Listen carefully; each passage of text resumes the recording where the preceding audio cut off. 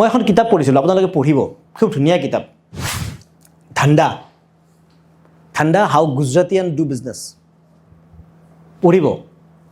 তাত আপোনালোকে নামটো জানে নাজানো, এজন ৱৰ্ল্ডৰ এজন one of the best insurance agent Joydev Patel, গুজৰাটিয়ান হয়, বাট তেওঁ নিউয়ৰ্কত শ্বিফ্ট হৈ গ'ল।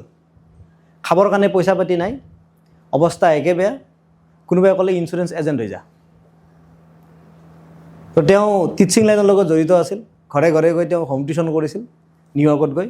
তাৰপিছত তেওঁ ইঞ্চুৰেঞ্চ এজেণ্ট হৈ গ'ল। এখন মিটিঙত এনেকৈ গ'ল, মিটিঙত দেখালে এনেকুৱা লাখ টকা ইনকাম কৰিব পাৰি, তেওঁ এজেণ্ট হৈ গ'ল। আৰু তেওঁ এজেঞ্চি এই বিৰাট বেয়া পোৱা বস্তু এইটো।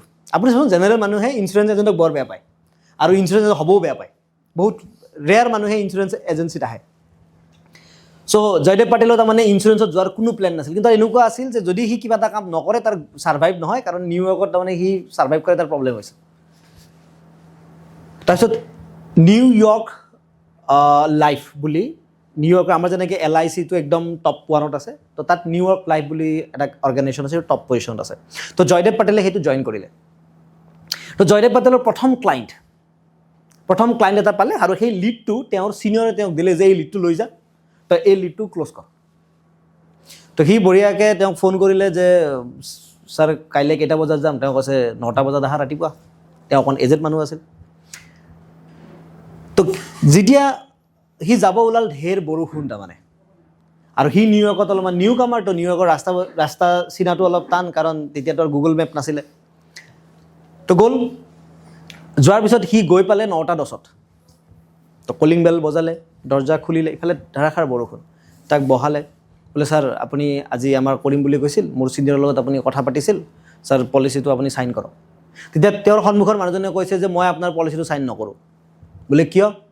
বোলে যেতিয়া মই পইচা দিব লগা হৈ আছে তাতেই আপুনি 10 মিনিট লেট।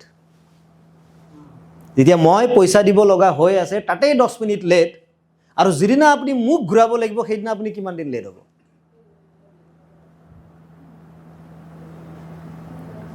কেনেকুৱা পইণ্ট? সেইদিনা জয়দেৱ পাটেলৰ লাষ্ট ডে আছিল, যিদিনা তেওঁ ক'ৰবাত লেট গৈ গৈছে। সেইদিনা তেওঁ লাইফৰ এটা ডাঙৰ লেচন শিকিলে যে মই কেতিয়াও লেট নহওঁ। আৰু সেই জয়দেৱ পাটেলৰ ৰেকৰ্ডটো কি জানে?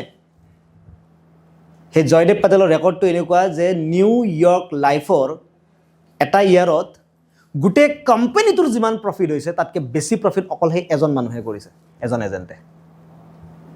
সেইকাৰণে জয়দেৱ পাটেলক আজিও ৱৰ্ল্ডৰ চবতকৈ বেষ্ট ইঞ্চুৰেঞ্চ এজেণ্ট বুলি মানা যায়,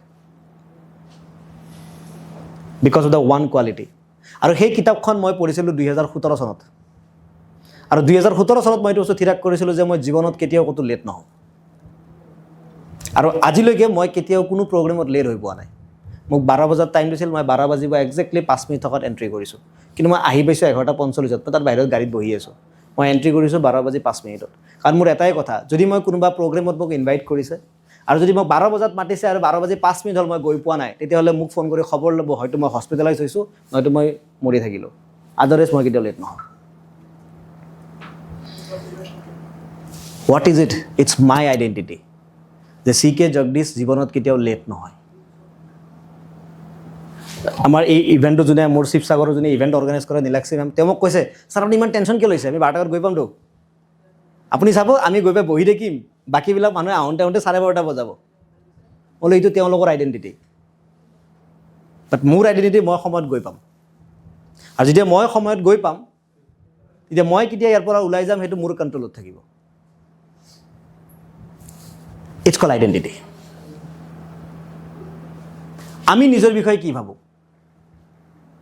আমি নিজৰ বিষয়ে যদি ভাবোঁ যে মই এজন মানুহ যোনে সদায় টাইমত গৈ পায়, তেতিয়াহ'লে আমি অট'মেটিকেলি টাইমত গৈ পাম। কিন্তু মই যদি ভাবোঁ যে বাকীবিলাকতো দেৰিকৈ আহি পাব, গতিকে ময়ো অলপ দেৰিকৈ যাওঁ, তাৰমানে আমাৰ আইডেণ্টিটি আছে থাকিল কিবা?